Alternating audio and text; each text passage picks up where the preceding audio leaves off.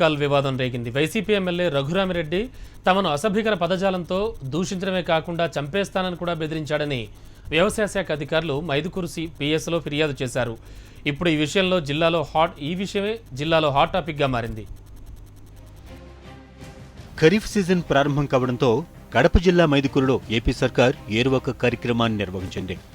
ఈ కార్యక్రమ ప్రారంభోత్సవంలో TDP incharge YCP MLA మధ్య జరిగిన ప్రోటోకాల్ వివాదం వయా వ్యవసాయ అధికారుల మీదుగా పోలీస్ స్టేషన్కు చేరుకుంది.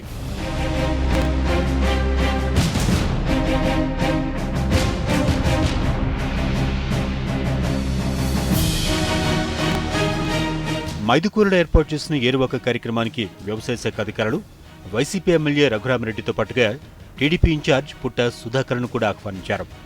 తొలుత ఈ కార్యక్రమానికి హాజరైన పుట్టా సుధాకర్ ఏరువాకను ప్రారంభించి వెళ్లారు. తర్వాత వచ్చిన ఎమ్మెల్యే రఘురామిరెడ్డి ప్రభుత్వ పథకాలపై తీవ్ర విమర్శలు చేశారు. కార్యక్రమం ముగింపు సమయంలో వ్యవసాయ శాఖ ఏడీని వ్యక్తిగతంగా దూషించడమే కాకుండా తన పట్ల అనుచిత వ్యాఖ్యలు కూడా చేశారని, చంపేస్తానంటూ బెదిరించారని వ్యవసాయ శాఖ మండలాధికారి లక్ష్మణ్ కుమార్ తెలిపారు. వ్యవసాయ శాఖ ఉన్న స్థాయి అధికారుల దగ్గర నుంచి కింది స్థాయి అధికారుల వరకు కూడా తిట్టారు.